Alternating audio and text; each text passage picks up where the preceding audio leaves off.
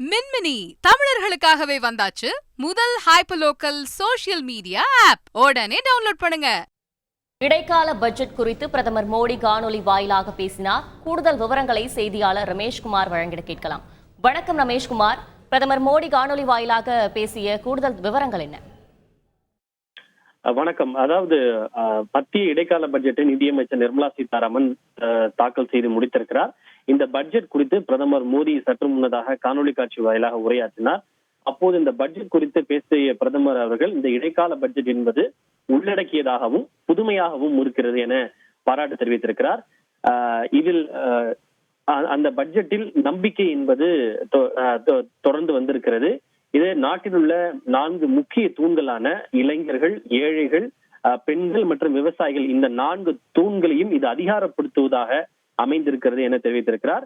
மேலும் இது சமூகத்தில் உள்ள அனைத்து தரப்பு மக்களுக்கும் பயனளிப்பதோடு வளர்ச்சி அடைந்த இந்தியா என்கிற அந்த இலக்கிற்கு இது அடித்தளம் அமைக்கும் எனவும் பாராட்டு தெரிவித்திருக்கிறார்.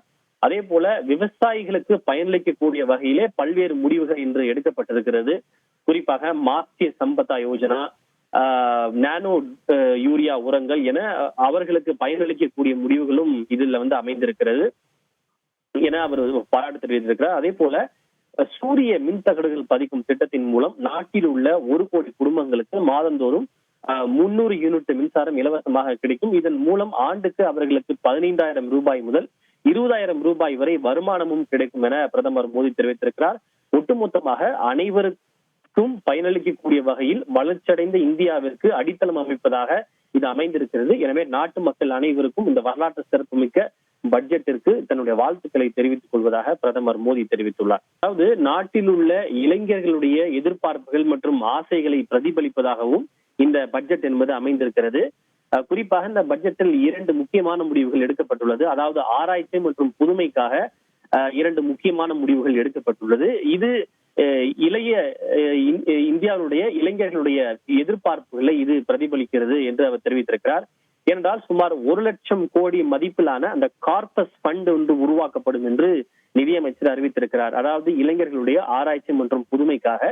இதைத்தான் பிரதமர் மோடி இளைஞர்களுடைய எதிர்பார்ப்புகள் மற்றும் ஆசைகளை பிரதிபலிப்பதாக இந்த பட்ஜெட் அமைந்திருக்கிறது என தெரிவித்திருந்தார். தொடர்ச்சியாக இந்த சூரிய மின்தகடுகள் பதிக்கும் திட்டம் உள்ளிட்ட பல்வேறு திட்டங்களையும் பிரதமர் மோடி வெகுவாக பாராட்டி அவர் பேசியிருக்கின்றார்.